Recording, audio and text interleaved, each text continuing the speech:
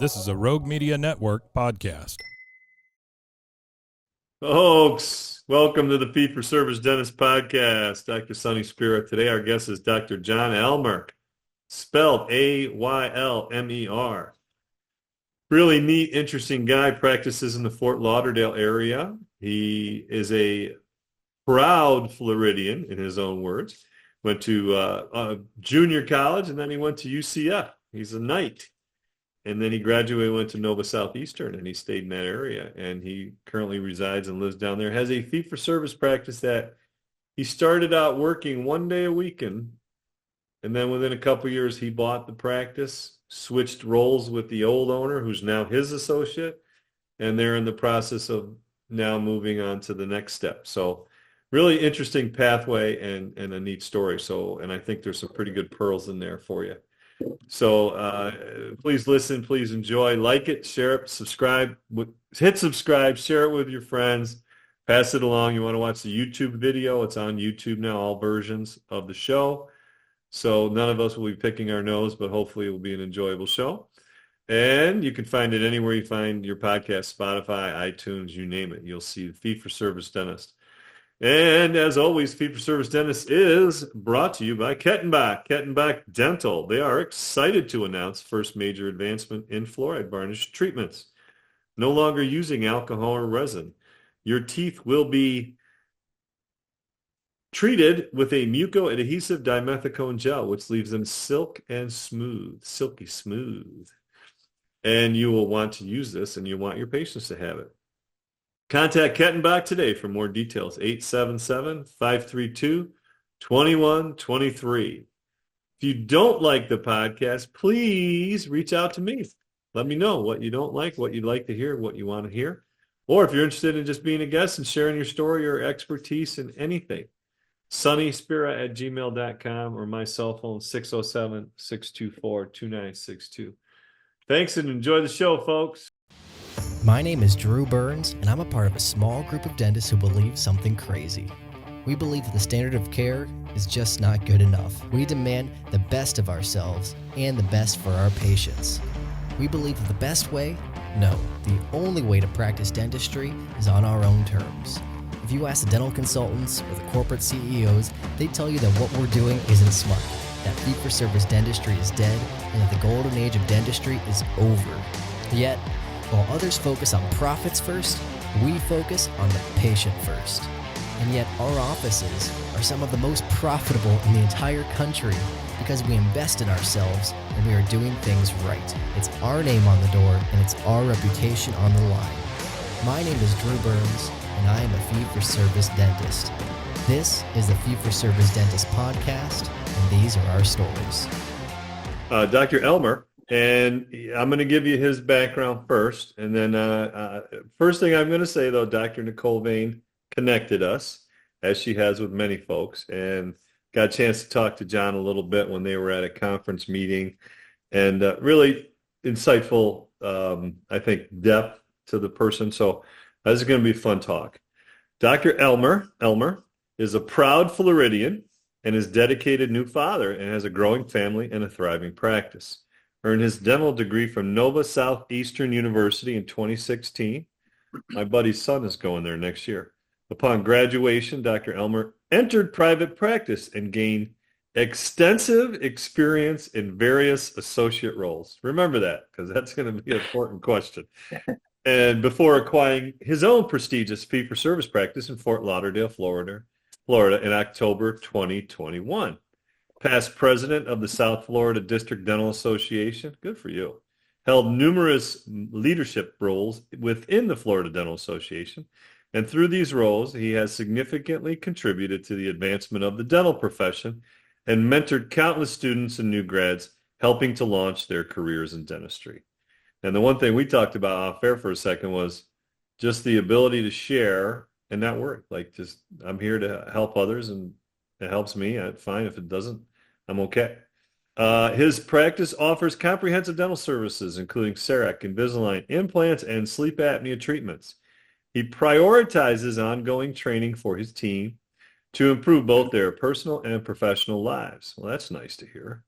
By collaborating with practice coaches and advisors, he ensures a balanced work-life dynamic. How many people would want that? A balanced work-life dynamic allows him to focus on both personal and professional life. And above all, Dr. Aylmer is committed to serving his community, takes pride in his work and strong relationships he has built with his patients and neighbors. So please welcome Dr. John Aylmer. How you doing, man? Thank you, Sonny. Yeah, doing well. And I'm honored to be on the podcast with you. And I've listened to Fee-for-Service Dentist podcast for a long while, and kind of surreal that I'm sitting on this end and able to offer some perspective of my journey, and hopefully it helps someone. Yeah, you got a great journey, right? It's just a great story from our conversation, and I think everybody benefits from hearing someone else's path. And I've not interviewed a single person whose path was straight, nor didn't have some modulation, we'll call it, ups and downs or roadblocks or obstacles. Yeah. And it's, it's life, right? I mean, life happens. Right? We're just living it. That's right. So talk about, where'd you grow up?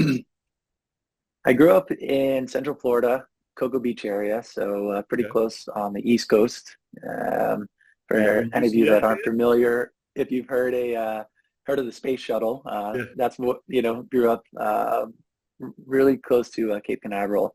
I actually went to community college for 2 years because I was paying for a lot of things on myself, and it just didn't make sense to go pay university fees. And I moved out to the beach with a couple of friends. And so who could beat that?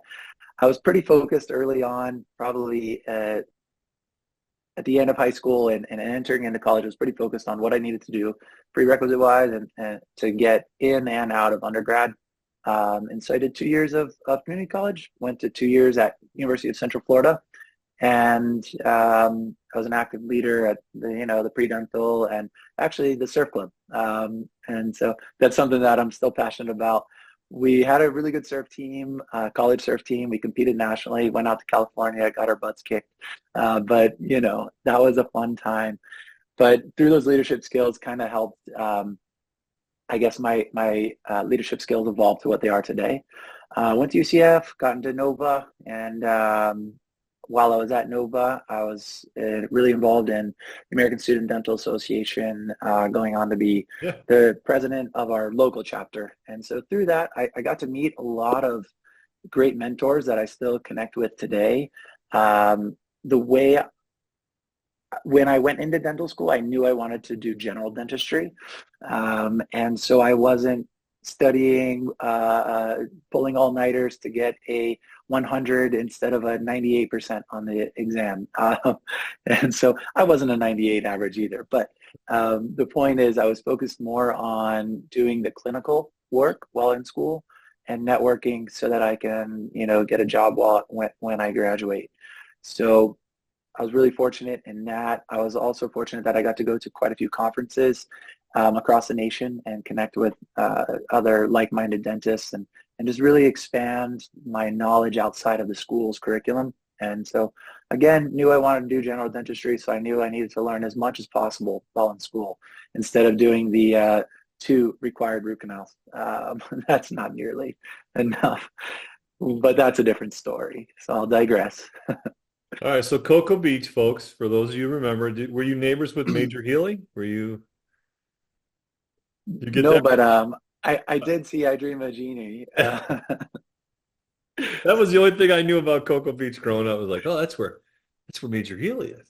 But yeah. I was born in Tampa, right? And my dad worked for IBM, and he'd been, relocated. But when I was born, we had 6 months and then we left. But my dad's still a little bit still towards the East Coast down there. And I joke, and I have a good friend of mine who actually just retired into that area. So, and UCF was where you went, huh? Now, did you grow up a UCF fan, or were you Florida or Florida State? Anybody? So, growing up, watching a little bit of sports, I was a Gators fan, and but when it got time to apply to go to undergrad, for me, it just didn't make sense to go, move to the Swamp. I'm still a Gators fan, go Gators, but also go Knights. We never play each other, so I can root for both. You guys got a great program, though. They're finally getting a little bit of love. Little traction. Yep. Their basketball team, their football team, it's pretty neat. It's a huge school, a lot of, starting to, I'm sure, get a lot of funding. And I had a great time there. Met a lot of really good people. So what was your major then? Just curious. Were you science, chemistry? Yeah, I was biology with a health science minor, just because a lot of those prerequisites wound up kind of checking some of those boxes. And so, I went biology because that was sort of the path of least resistance, and to get all of my prereqs and apply to dental school. Okay. So you went to Nova Southeastern. Now, that's a fairly young school, is it not? Yes, I forget when the first graduating class was, but it was maybe 2004. Okay. 2000. I'm not sure, but early 2000s. Sure. And so yes, a new school. I think, but more important than anything, I tell all the students that come and shadow or ask for advice, sometimes unsolicited, that it doesn't matter so much where you go to school. It's what you want to get out of it, right? Exactly. If someone's not going to, no one can force you to learn. It's ultimately up to the student. So, but I thought we had some great professors at the school that I was able to learn from, and great support system through ASDA, and the administration was open to us cutting class and going to these conferences too. So, if you want to float by, you can float by in any school in the country, right? It's true. You can find those little wrinkles and ripples, and you don't really need to do this, you don't need to do that. Just do the bare minimum, and a couple scams will get you past that. Doesn't matter. It truly doesn't. Yep. And there are people who want to want to learn, want to get better. Just like as you're seeing in our profession, right? There are dentists who want to improve their skills, and there are dentists who just do the minimum, keep the lights on, and it's okay, right? Absolutely. It's just not for everybody. So you finished dental school and you went to work. So a couple questions specifically about that, and I hope I ask these the right way. First, how did you find your first opportunities? How and where? My first opportunity, I was at the Florida Dental Convention, and it was an alumni mixer or an alumni event that the students were invited to. And I was talking with a dentist that was from the Fort Lauderdale area. And I, in a way, sort of joked. He was doing a startup practice. And I said, hey, in a year, I'm graduating. Well, keep me in mind. And we kept a little bit in contact. And his startup practice, that was his second practice. He had one practice that was busy, and he opened another practice in a different area of town. And when graduation time came around, I contacted him again and said, hey, how's your new practice going? Are you in need of an amazing slow new grad? And so that was where I started. And in a way, it was good because in a startup, it was, I guess, maybe still considered a startup practice. It was a year later. It was still a little bit of a slow practice. So when I graduated, I, had some skills, but we all know not nearly as many as a year, 2 years, 5 years, 10 years into practice, right? So it was good to kind of ease into private practice. And I was doing well at that practice. I started there 2 days a week. And one of the days I was working with him, one of the days I was there by myself. I guess I proved my worth, and he asked me to work in his other practice, so that it was him and I going back and forth between the offices, and we'd share Fridays together. And so he was a instrumental part of me getting started in private practice. He was willing to, invest in me and give me the time to get up to speed.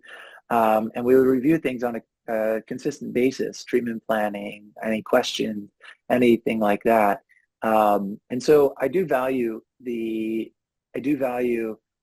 small groups working together because it could get lonely out there working by yourself.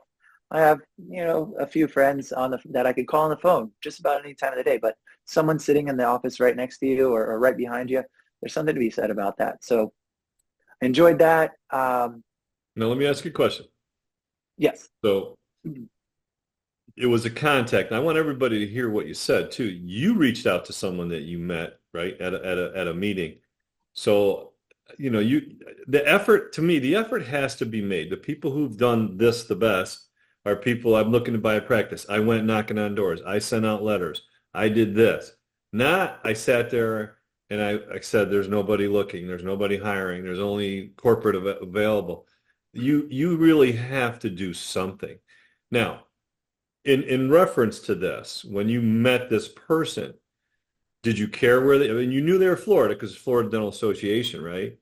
So did you know that was the area that you were focusing on? What was a couple of your wanna-haves? So when I was in dental school, I met my now wife. She was in medical school, a couple years behind me. And by the time graduation came around, we were pretty serious, dating for, I think, 2.5 years at that point.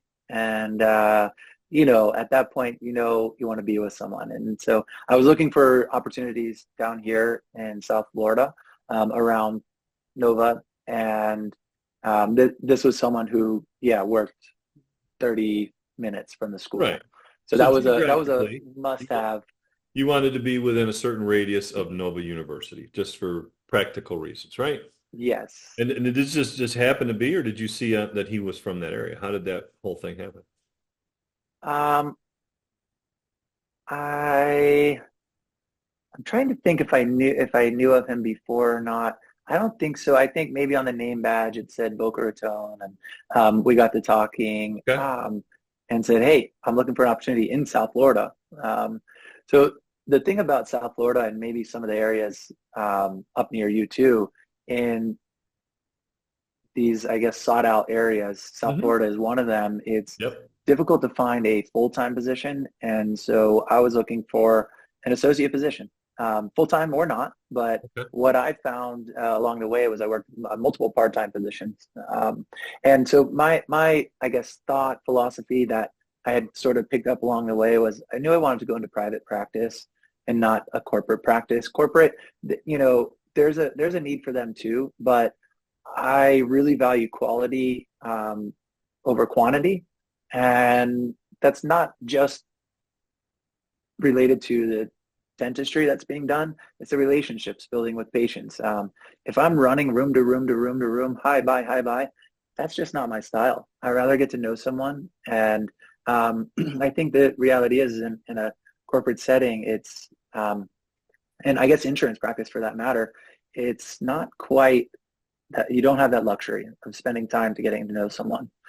So I wanted to go into private practice, and I say all the time, I got lucky, worked hard, but I got lucky first. And, it just seemed, good opportunities happened to me, and I made the most of it. Okay, so you go in, you said he hires you 2 days a week, and you told him I'm a slow young dentist, right? And he No, said, I was the best at that point. Right, but No. he took the time and he helped you help nurture your talents, right? Yes. So what do you do the other 5 days a week? And how do you go about looking for other opportunities that don't damage this one, so to speak? How do you do that?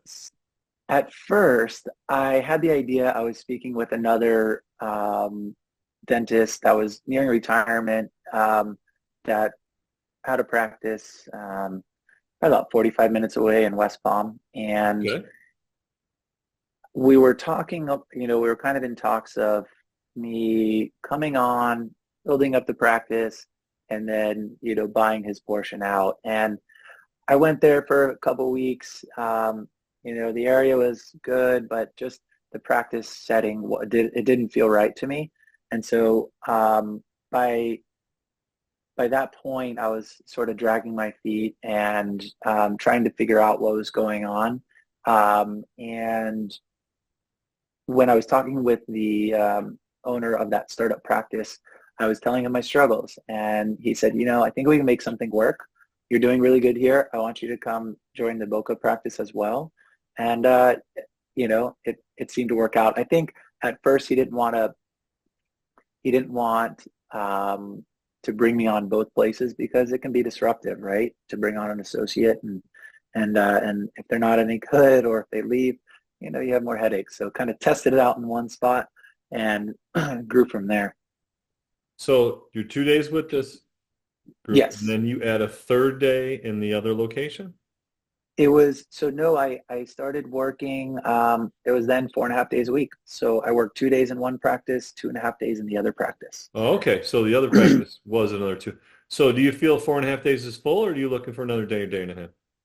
So at the time, I was okay with that. Okay. Because, I wasn't going to work Monday through Saturday. I wasn't going to work 6 days a week, and I was already working kind of 5, right? You can't add a half day somewhere else. I was okay with that. And so at first, I think a big part of it was delaying gratification and not having this expectation of making $200,000-$300,000 the first year out of school. And I knew it was a little bit slower. So what I did is on my free time, I did a ton of SPEAR education online and started to learn more about occlusion, more about bigger cases, more about how to talk to patients. And so in the first couple of years, I don't know exactly how many, but I would say hundreds of hours of CE and SPEAR, along with a lot of study clubs. And just really looked at that first year as my residency, my continuing to learn more than what dental school could teach me. But I got to also get a taste of private practice and get paid like private practice for that residency.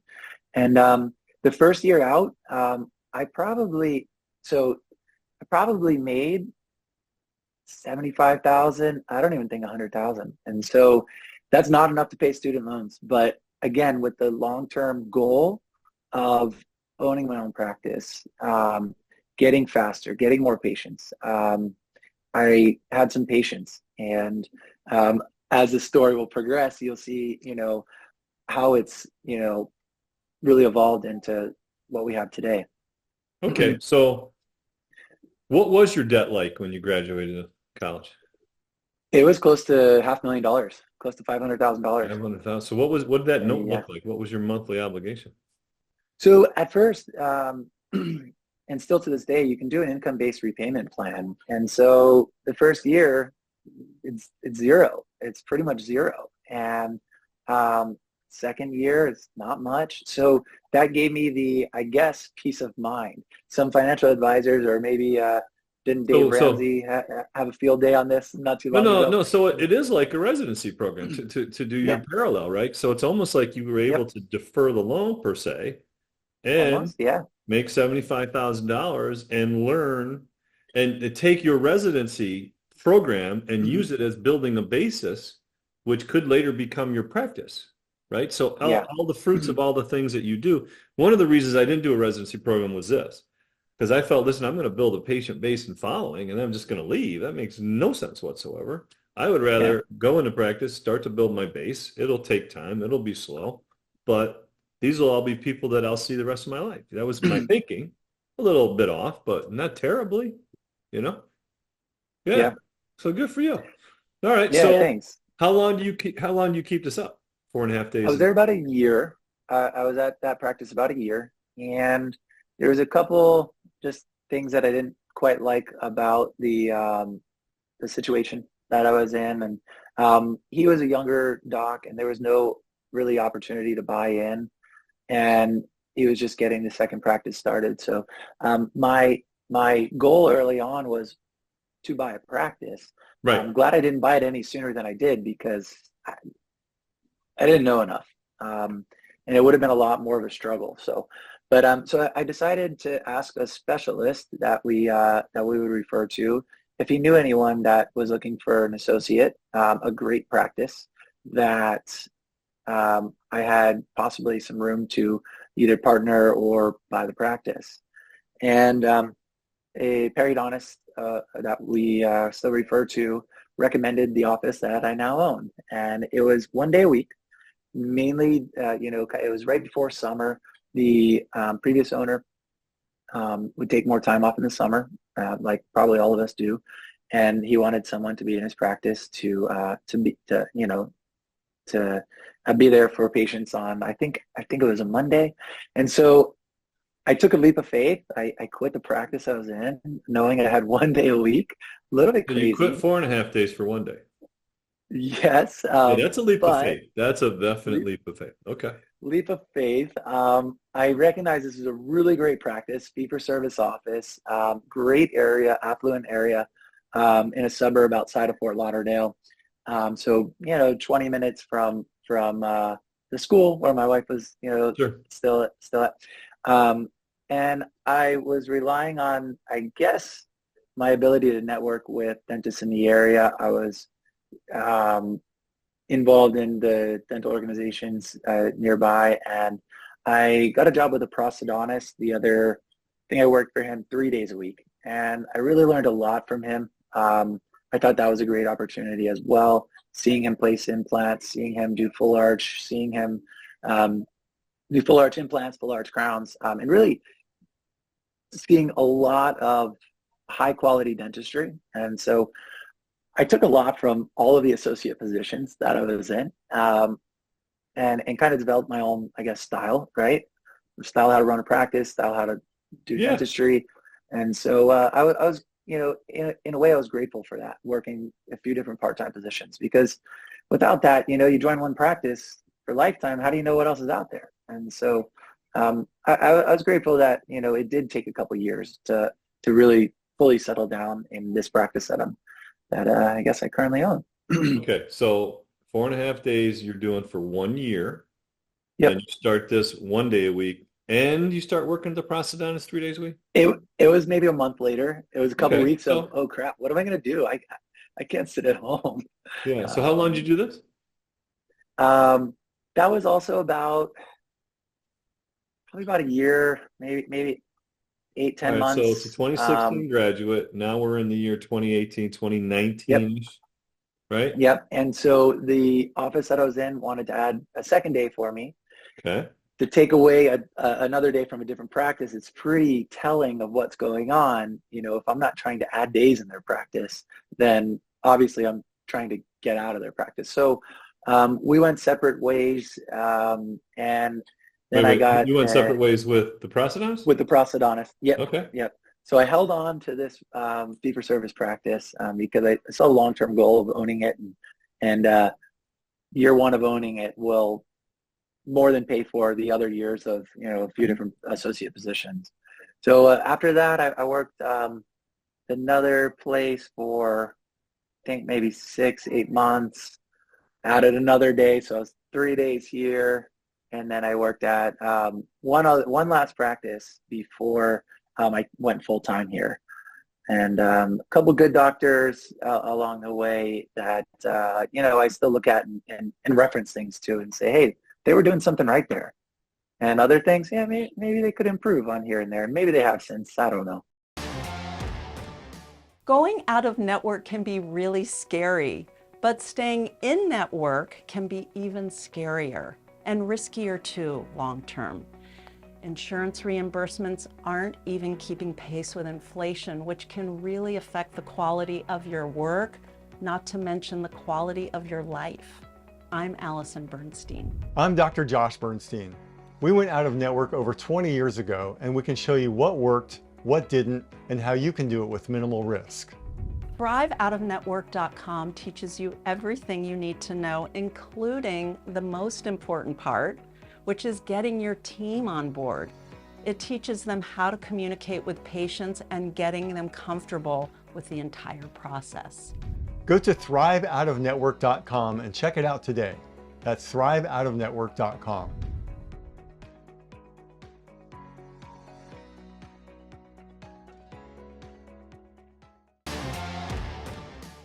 Now are we hit the pandemic yet, or we're still just shy of it? So end of 2019, I was full-time in this fee-for-service practice. 4 days? 4 days, full-time. Okay, yeah. because you were 3 and then 4. Okay. Now, talk about what you picked up in this practice relative to what you picked up in the other practices, right? Because you're going through like your metamorphosis, right? You're starting to really, define, like you said, how I want to practice, what I want it to look like. What were some of the things, talked about relationships, talked about quality, but what were some of the things that you saw? Was it systems? Were there business things? Talk about those things. The previous owner of the practice had built this practice in 1986. And Okay. so he's had patients for 30, 35, now, 38 years. And so seeing that continuity of care, seeing patients' charts anyways at that point for generations, I thought that was a really good thing. We can see what worked, what didn't work, and things that we were, not taught in dentistry, or not taught in dental school, work for patients who maybe can't afford extraction graft and implant. Well, let's re-cement this post and core and some hopes and prayers. And hey, that stuff works sometimes too. And so, I was able to see, the relationships that he built with patients over a lifetime. He was doing really high quality dentistry, utilizing the Cerec, utilizing digital, technology when we could. He was investing in his practice, investing in his team, and my team now, they've all been here for, there's maybe 2 out of the 10 of them that have not been here longer than me. So 8 of them have been here longer than me. Mm-hmm. And so, I saw the teamwork that was going on, and, he's built a great business as well. And that compared to other practices, I worked in some insurance practices. I worked in some good ones, some bad ones, cosmetic driven practices. And so I felt this was a good combination of all of that, more of a family practice that allowed, the area allows for cosmetic procedures, but it, not a huge driver of the practice, but really just treating our patients like our family, like our neighbors. Okay. So what do you want to be when you grow up, right? So do you want to be what you described, the family practice where you're doing a little bit of everything? Do you want to be, because you talk about, like in your intro, right, a little bit of sleep apnea, a little bit of, the various aspects of Invisalign, dentistry, et cetera. What were you thinking that, or did it help working in a family practice that has, I would imagine, generations of patients, that you see yourself being what he's doing, so it's kind of an easy step in, step out type of thing? How do you develop your persona, let's say? Style, yeah. So when I joined the practice, he was not doing implants, and right. That was something that I was really interested in when I was in school. Interested in placing them or restoring them? Yeah, we didn't get to place any in school, but both. When I was in school, I think I got some award for the dental implant student leader. I don't know. I restored quite a few implants and quite a few anterior difficult ones, and worked well with the oral surgery department, perio department, and I was interested in surgery. I was also interested in pros, and so pros was probably more my style. I don't want to put someone's face back together. Almost applied to pros, but I said, I can do all of this as a general dentist. Yes, you can. With more training, right? Yeah, and absolutely. So that's where Sphere came into play, and that's where I did a year-long implant continuum. I think either the first or second year out of school, and I think second year out of school, and I started placing implants with the prosthodontist. He was able to kind of show me along the way. So when I joined this practice, I was kind of handed not all, because I still refer some implant cases out, but I was handed a lot of those cases to place the implants. Sure. He wasn't doing it. he was at the tail end of his career. He didn't want to pick that up and start learning how to do it. Another thing was Invisalign. I was able to start seeing his Invisalign patients. He had a previous associate that was doing Invisalign that left, and so she wound up finishing her cases, so I didn't have to pick up on any of the previous cases, but I was able to get started with some patients there, and that helped fill my schedule and allowed me to get more practice with that. I picked up, like I mentioned, the other practices that I worked in, I picked up little things along the way of what to do, what not to do, what to say, what not to say. And I guess that's sort of evolved into how I run the practice today. Okay, so when did the two of you start talking about the transition? Yes, that's a really important topic that, I think people can get something out of. When I came to the interview, I asked that question. This is the interview before you started working? Correct. Okay. So it's never too soon. There's the message. Go ahead. Absolutely. Yeah. I asked him, what are his 5-year goals? And, is it reasonable? I forget exactly how I worded it. Is it a possibility to buy into this practice or to, buy the entire practice? And the answer is yes. It wasn't a yes in 1 year, yes in 2 years. It was a loose yes. We're open to it. Of course, we're just starting to date. We're not going to get married yet. We're exactly. Not do that. No, exactly. 100%. And about a year working here, they got we were getting along great. They got the practice evaluated for what it was worth at that point. Wait, after 1 year you being there? About a year, yeah. Okay. So they got the practice evaluated, and there was, a value to it. Did you have regular business meetings through that course of that year with the doc? Not exactly, but they would share all of the practice numbers with me, but not a formal business meeting. They weren't, I don't think, as open about the costs and of running the business, but in terms of production, in terms of collections, they were very open about that. How about with yours particularly? Like, hey, listen, hey, John, this month you did 25. I think let's look at some of the things that you did. Was any of that part of the mentoring process or no? No, but I think that's an important part. And so what I've learned along the way, and as I'm looking for an associate right now, I think that's an important thing to carve out and say, and just to give feedback of, hey, you could have done that filling right next to it. Right. That's good use of your time. And just little advice like that. There was some, but there was no formal monthly meeting. Sure. It was, okay, you're producing, you're exceeding your daily guarantee, you're doing pretty good. But nothing, that's one thing that I think probably could have gone smoother.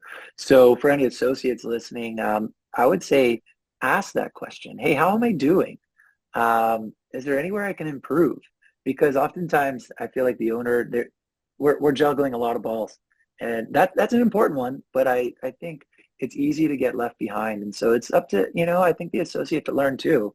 And you're not completely out of the, right. out of the responsibility either. You want more? You want to make more? Right. Ask how to do it, Yeah. So take us back a year in, you get the practice evaluated, or he gets the practice evaluated, right? Yeah. He got the practice evaluated, and we had the discussion of, what that looks like. Okay. What looks like? What he said that he didn't want a partner because it's tough to have two people trying to make the decision 50-50. I mean, it's pretty honest. Yep. That's pretty honest. And so he said he would rather sell the practice completely and continue working instead of having a 51-49 or a 50-50, but his stay, still goes anyway. It was cleaner that way. And so I knew I was going to buy the practice. It gave me some motivation to stay patient. And because looking at how much the practice makes in 1 year versus any, I guess, associate position that I could find, it gave me some reassurance that I will pay down my mountain of student loans. And so I kind of delayed that gratification again. And a couple years went by. It probably would have happened during 2020, but COVID, there was a lot of wrenches thrown into to the mix. And so we got through that. And then 2021, we got serious about getting the practice evaluated again. I bought the practice for the second evaluation price because wow. So the difference, some people say, oh, you should get the practice evaluated when you start and when you buy it, and you shouldn't pay for your sweat equity. Well, he was willing to pay me, I was paid 33% of production, or 40% of production if I bring the patient in. And so that would mean my sweat equity I already got paid for, right? There is overhead. There is, and so I didn't look at it as, oh man, I'm getting ripped off. I built the practice. Now you want me to buy it? He paid me to build the practice, and I didn't do any marketing. Well, you certainly didn't do any. Yeah, you certainly didn't have to pay for some of the things that you brought in, for sure, right? But you did. Yeah. You did, though. You got it evaluated before, and then you got it evaluated after. What was the difference in the evaluation? It had to be at least a 20% difference, I would imagine. Yeah, so I think the original practice evaluation based on about a 75% 3-year average collections. They did it the other 2 or 3 ways, but that's just easiest in my mind. Sure. Yeah. I believe it was about 1.1 the evaluation. Practice was doing maybe 1.4, I think, in the year that I joined the practice. We built it up, and we were producing about 1.65 when I bought the practice, and I bought the practice for 10%. It was up 10%. 1.3. Yeah, it grew a little bit. So both of us were not. It was not a 2-doctor full-time practice. We're both kind of sitting around, plenty of time to, do CEs and do things. It wasn't a jam-packed schedule, but a fee-for-service practice, you don't have to have that jam-packed schedule to make good money. So I bought that in 2021 on my birthday. We closed, which was actually pretty cool. That's cool. It was my birthday's October 1st, the beginning of the 4th quarter. They wanted to close out the quarter just right. That's for smart. Accounting, just That's smart. It's clean. It's cleaner. October 1st, bought the practice, and that's 2021. And we've grown a little bit since. Wait. October 1, you said? October 1st. Yep. That's when I bought my practice, October 1, 1991. No way. Yeah. No way. And partly that was the reason too, right? Cuts the quarter. End of the quarter. Yeah. Beginning of the quarter. Yeah. So, and then in a contract negotiation, I told him I wanted to buy the building as well, the condo that I worked in. And I bluffed a little bit and said I was ready to buy it right now because they said, we'll give you the option to buy. And I said, it's not an option if you never give me the option, and I might go 20 years of never owning a. And so I worked that into the contract. And then I played the card of the bank wants too much as a down payment. Give me a year. And that allowed me to build up some cash flow and buy the condo. So now, so what does it look like now? So you talked about you're buying the practice, and October 1, 2021, it's now yours. Do you change the tax identification number? Was it a LLC? Was it a PC? What was the business designation? Because obviously you've got to rehire all the employees, right? Yes. Yeah. So it was not a stock purchase, which would have allowed us to keep the name. There's less liability, apparently, from the accountants and the lawyer to do a purchase of goodwill and close his business. Open mind, essentially. And so, yes, technically I rehired everyone. That would have been my chance, kind of to get rid of anyone, easy way to get rid of anyone. But I had worked with them for 3 or 4 years. And so I knew what I was getting. I knew the numbers, I knew the patients, knew just about everyone's going to stay. All of my employees did stay. They were well aware along the way what was going on. getting closer to, contract negotiation time, they knew there was some stresses between us. Not much, but so we kept everyone on. We're designated as an S corp. It is an LLC, but designated as an S corp, for tax purposes. I rehired everyone. I did have to open a 401k for everyone. Yeah, there had to be a hiccup in their retirement plan, right? A change, not so much of a hiccup. They actually kind of benefited because they had a SARSEP, which allowed the owner to contribute as wanted instead of you can't open those anymore. It's a 401k with a match. Of course, Sure. 401ks always benefit the owner first and foremost, but of course it's a good benefit for the patient. So they all got that on day one. And then anyone after that, there's a year waiting period. So they were grandfathered in. Apparently you're able to do that I to didn't start. think you'd be able to. That was something that when we bought practices as we grew, that we started anew. So after 1 year, then they qualified when they had the hours, Yeah. So That's apparently, That's according to my, I don't know who did that one, the accountant or the financial advisor, that is, they all, there was barely a hiccup, and they started to get a match. So what happens to the benefit. Calculation now? So I'm assuming since you were paid 33% as an associate, he's now going to get paid $33 as an associate. Yes, 33%. 33%. Yes, he. It was pretty much a direct swap. I was paid as an employee while I was working here. He's now paid as an independent contractor, so he does get a little bit more actually.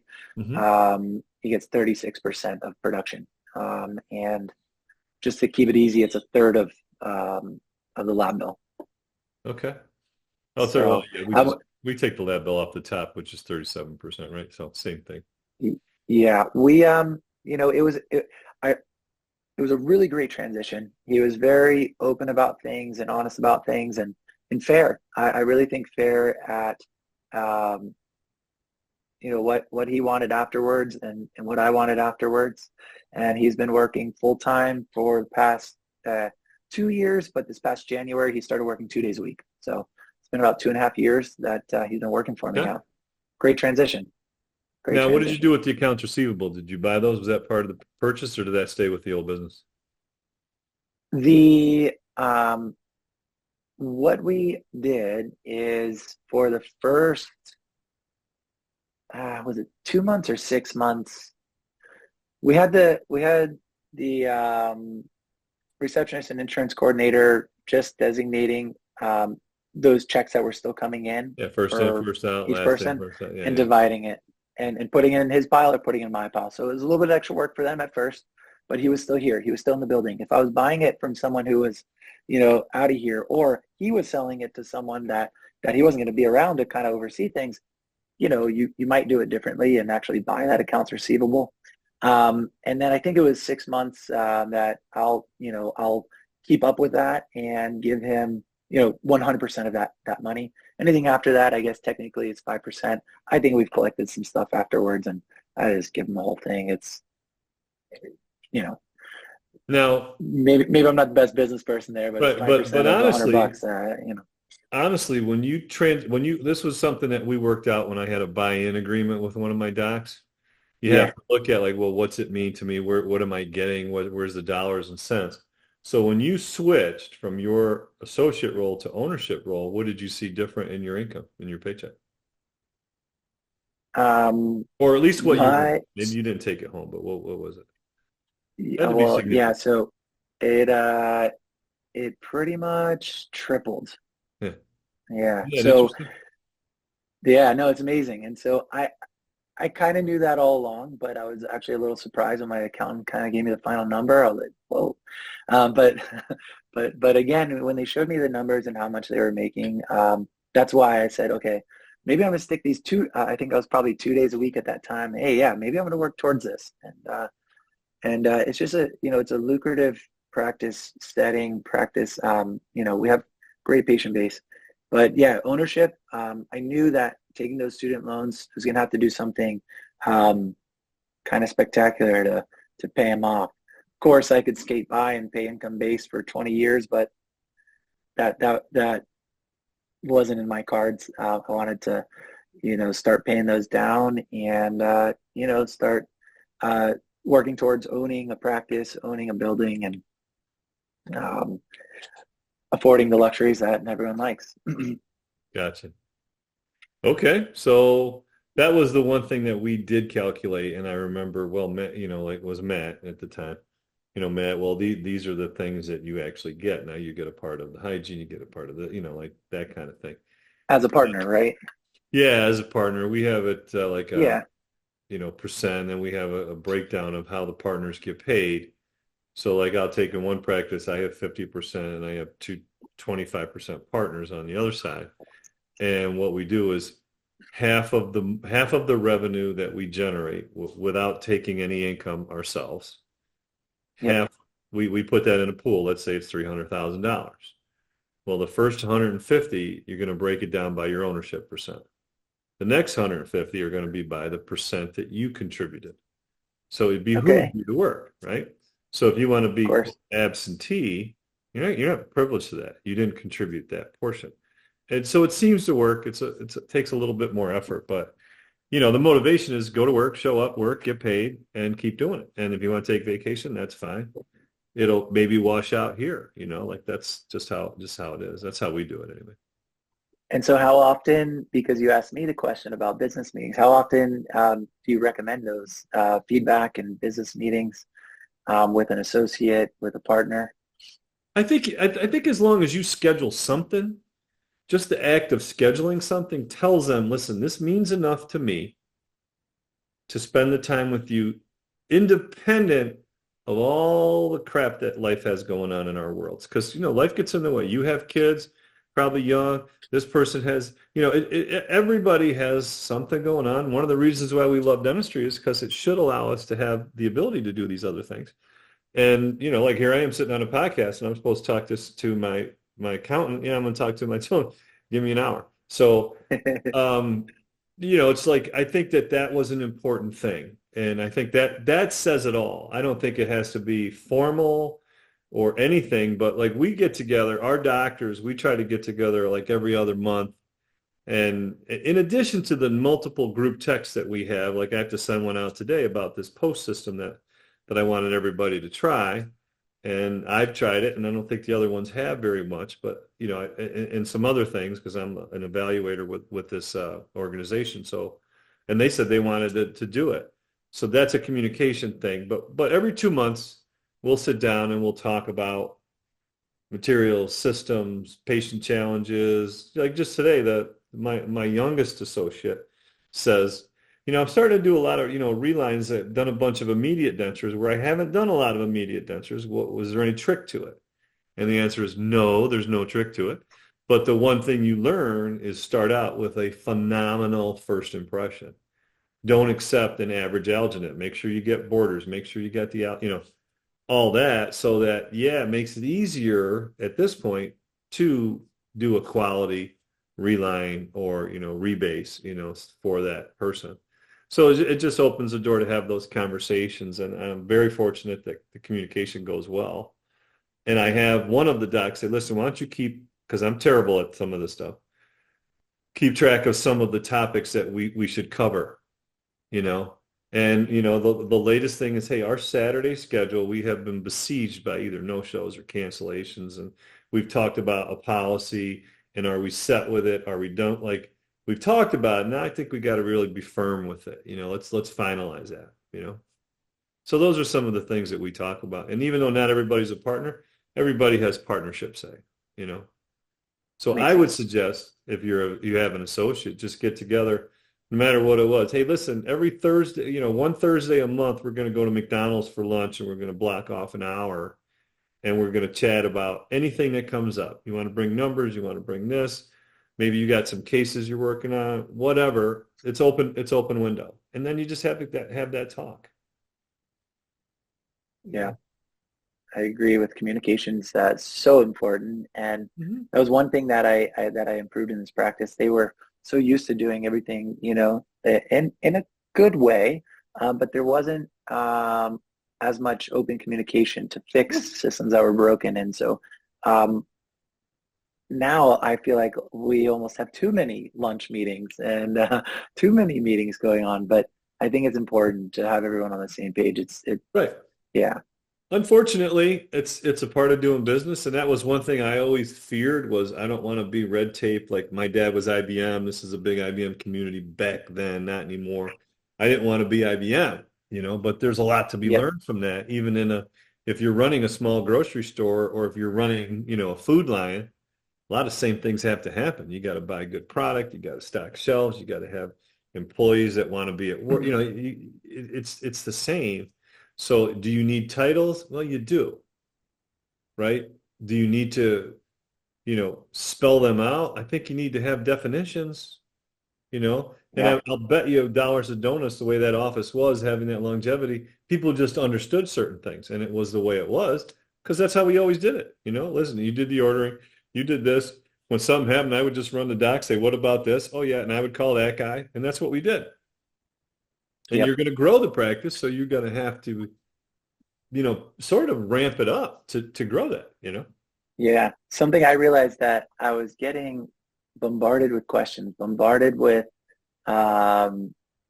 just interrupted when I would try to do things. And so I tried to take back some of this time and say, guys, you do it. You come to me with 3 solutions to this problem and let's pick one. So I'm, trying to get back that balance of, hey, this is fun instead of, this is crazy running a practice. So it's forever evolving. Those are going to be like my next questions, the responsibility part. And some people are just cut out for it. Now, you said right away, you knew that you wanted to own a practice. And I think that's essential to understand your own DNA. Yeah, I think one of the reasons that attracted me to dentistry instead of medicine was still the ability to own a practice. Medicine, that's dwindling. Unless it's a big group, they're getting bought up by corporations nonstop. And so, that was maybe early on barely a deciding factor, but I saw so many dentists that were happy in what they do when I was shadowing in high school and college that, just solidified that decision to go towards dentistry, the ability to, run my business how I want to run it instead of working for someone else. So I knew also that owning a practice, the income would significantly go up, and that's what would help pay those student loans. They should, because your payments go up, right? According to what you said, right? Yeah. All right. So what are some of the other things that you learned along the way and that you'd like to share with us? I think one of the main things one of the things that I'm proud of that we've accomplished in this practice now is really helping to train our team to, grow themselves personally so that they're able to grow with us professionally. And so we do a lot of training on how to communicate with patients, how to communicate with people just in general. And that translates, I think, to a happier or easier conversations, relationship building in and out of work. We've also, really started to focus on routine feedback instead of, hey, I think you're doing okay once a year, or improve this. And then a year goes by and, hey, why haven't you improved this? So that's performance reviews, right? More often performance reviews and more feedback just on a routine basis. Everyone likes to hear what they're doing good. Maybe some ideas on how to fix the things they're not doing good. And that's a fine line, right? And what else? There's a lot that I guess I've learned along the way. I guess another big thing is you don't have to do everything yourself. I think getting a great team of financial advisor, accountant, bookkeeper, Of course, you probably need a lawyer, to do a contract, but I don't really talk with a lawyer ever. But I think that's crucial because I'm not an accountant. I'm not going to learn how to be an accountant. Of course, I know most of my numbers, but I'm going to pay people to do what they're best at so that I have more time, to do what I'm best at. My French advisor says, your best, the best way you can make money is cutting teeth. And I'll do the investments, right? There's docs maybe that are really passionate about, trading stocks and all of that, and good for them. Maybe investing in real estate, good for them. But our best asset really is cutting teeth, leading a dental team. And so, again, just hiring people, trying to find and hire the best people to do what they're best at. Alleviate stress. Yes, sometimes it costs money, but life's short. My only advice, save all of your pennies. My only advice to you is understand the difference between abdicating and delegating, right? Yes. Like if you abdicate to your financial advisor, well, you're ripe for the picking, right? Sure. But if you're delegating and you're having those regular business meetings or conversations, well, you're checking, how things are going, right? And it's not just, sell me the sleeves. Here, take my money. Best, right? It's like, no, how are we doing? And where are we at? And what are the risks? And what is our long-term plan? And where are we at on this trajectory? And seeing it in real numbers, I think Absolutely. is important. Yeah. Yeah. Neat stuff. Neat stuff. You're pretty wise for a young fella. Yeah. Thank you. I shouldn't say that, but I mean, you got a really. I good am a young fella. But you got a good head on your shoulders, man. So yeah. Thank you. But you're starting with the end in mind too, right? You're not just, which is a great Stephen Covey thing, but it's true. If you can see that, it does help you to understand it, because then you can build things that answer solutions or provide solutions to things that you want to get to later, right? Yeah. I think a big thing, goal setting too, right? Being you intentional. Can't work towards a goal. Exactly, being intentional. You can't work towards a goal if you don't set it, write it down, and have an action plan to move forward. Yeah, that's like the old, they're on a plane and they're flying and the weather's off, and then all of a sudden, a person comes on. Ladies and gentlemen, I have good news and bad news, right? Bad news is we're lost. The good news is we're making good time, right? Like, it's just like that. I don't have goals. I don't know where I'm going, but we're doing great. Good time to wear. Right, but you know what I mean? It's kind of what you said, right? You got to have some idea on what you're going. Now, I always kind of resisted some of that. Like, I always thought, okay, tell me you need to do 20 a month in order to put this away. And I would say, okay, great. Well, being an athlete, I was like, well, I'm going to do 30. Right? Because if 20 is fine, 30 is even better, right? That's just my mentality. And so when you plan things, and now I'm 60, be 61 the end of the year, like, okay, I've done all these things, so I'm ahead of where I should have been, but I really don't have that number. And I still don't have that number, right? And I just know that, will enough be enough? It should be. I don't.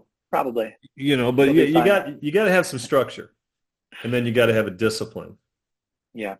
But, it's nice if you're able to not enunciate it, but, illustrate it, write it down, have that number. Yeah. Now, what do you see your practice growing to? You said you have 7 operatories, right? Yep. And you own your site, you own your condo. Do you have expandability capability? No, not really. Where I foresee this practice going is probably growing to having a third full-time hygienist, and 2 productive full-time doctors. Yeah. And I think that's more than enough. Yeah. There's 4 ops for 2 docs to work out of. I can't work out of more than 2 operatories proficiently. I think 2 is fine per doctor. Sure, it's nice to have a spillover room, but I think that would be that's about the max.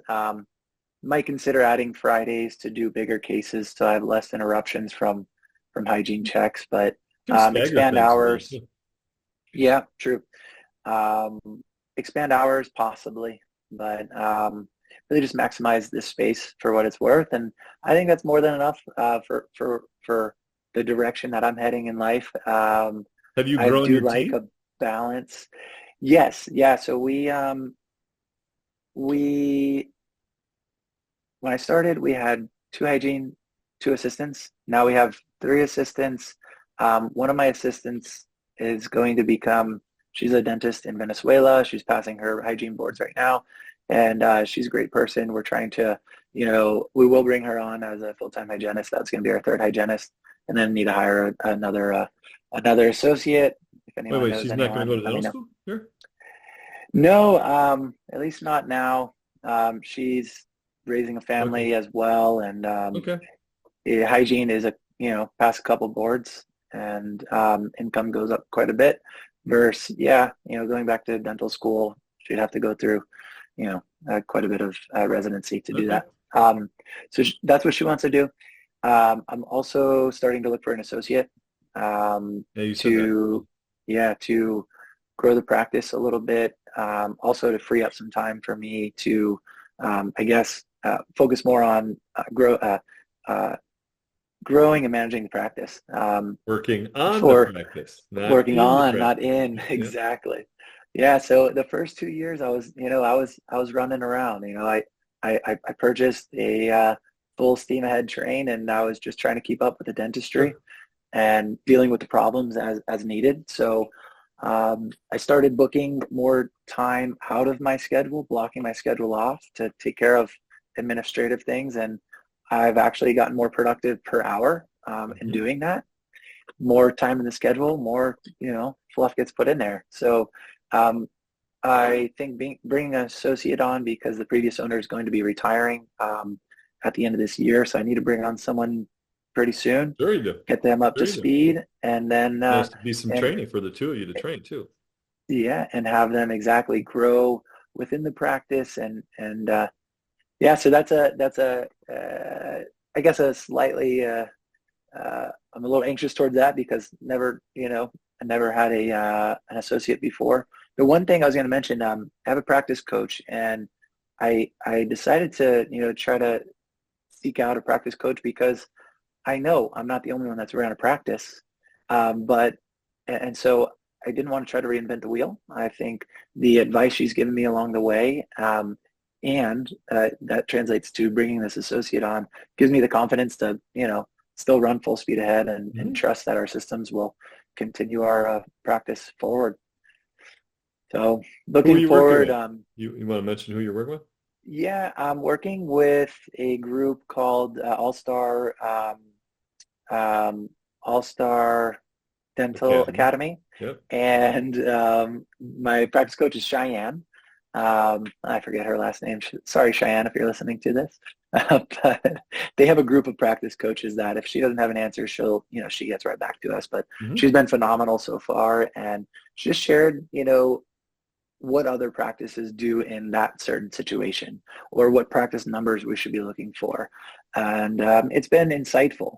I think comparison is good as long as it's used as a good measure and not a, sort of a jealous comparison. I think we're all in it together, and, having a practice coach to kind of give me a nod of approval and say, hey, look at this. Maybe asking me the question, hey, should you improve this?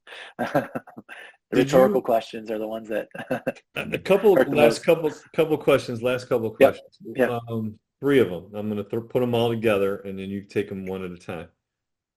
Did you develop a mission statement that was or was not the same as what was there? Core values, did you alter or define those in any different way? And 3, did you develop, create, or modify an employee manual or handbook? Go ahead. Run with them. The answer is yes. We're done. Answer is yes. See you guys. Yes. So when I purchased the practice, there was an office manual that hadn't been updated for quite a few years. Yeah. And so that needed to be updated. Minor tweaks to it. We kept everyone's time off, kept everyone's that sort of incentive based programs, basically the same.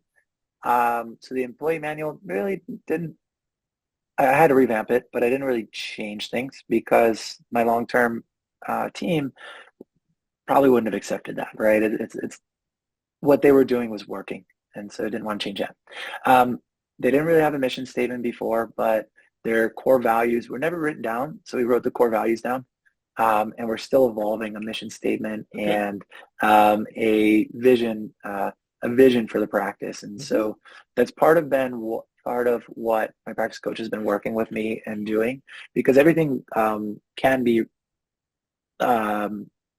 related back and compared back to those core values. Are we living up to our core values? Why are we falling short? Are we able to treat our patients like we said we're committed to, et cetera, et cetera. So that is what I've been focusing on the past, kind of month, and developing that with my team. I think it's important to develop those core values with the team instead of a top-down approach, because then you can say, hey, guys, we came up with these, and we are not living up to this. Not I came up with these, you're not living up to my standards. So we're working on that. I think that's a crucial point of or a better way of leading a team 100%. Instead of telling. So working on that, evolving right? That too. Yeah. Yep. Great stuff. All right. Any last piece of advice you'd have for anybody who might be sitting in your shoes? I mean, I can keep talking forever, but I think the most important thing, and if they're already listening to this podcast, fee-for-service dentist podcast, I think a fee-for-service practice really allows you the ability to treat patients how they deserve to be treated. And that's what I really like about our practice. Yes, insurance is still a little bit involved, but they pay a little bit more to come see us, so our customer service has to be on point, and it is. We enjoy that. We enjoy developing those relationships. We don't settle for what insurance will allow us to do. And I feel like patients value what we do. And so I think if you're in that position where you're working for an associate, you get a 1 day a week at a fee-for-service practice that has an opportunity, I'd say jump. And if you're thinking about dropping insurances, do it. You'll have way less headaches.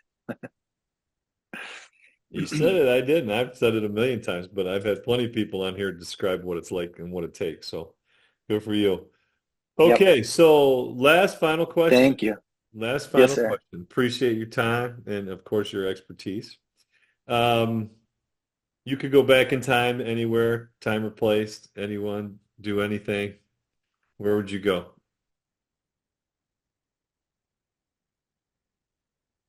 I like to tell everyone that each part of my life has been the best one yet. I think for any of the dental students listening, the dental school is probably the most fun time.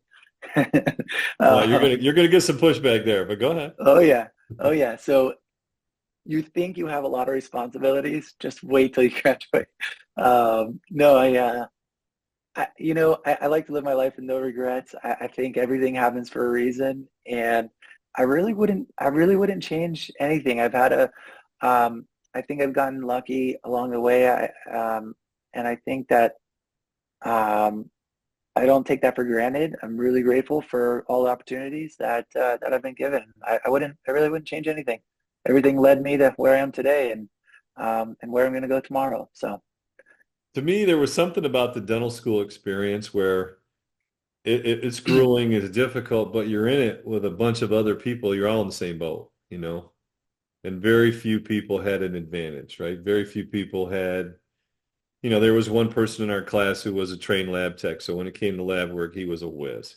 Other than that, the other 80-something people in that class, we all had to learn it the hard way, And there was something about the grind. Yeah, there's something about the grind that was, and to this day, we have a really nice group chat. And this year is 35-year anniversary of our graduation. So wow, we have this really nice group chat, and we kind of keep up. And COVID sort of brought some of it back. It started a group chat saying, what are you guys doing about this? What are you doing about that? Oh, this thing came out, that thing came out.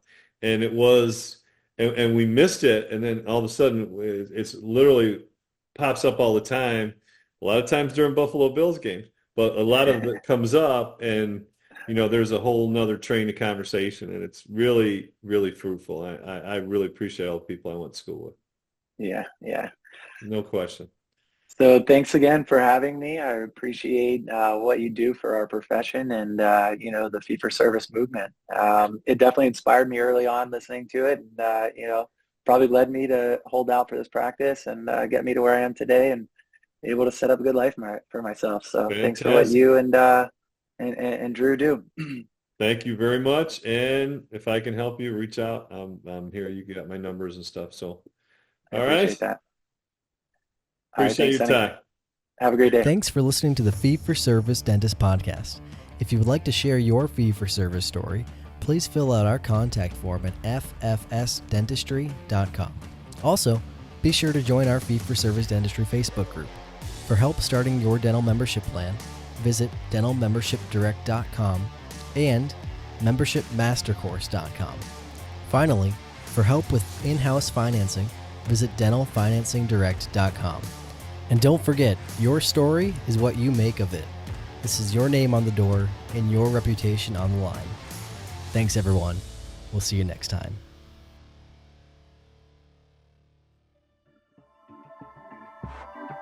This has been a Rogue Media Network production.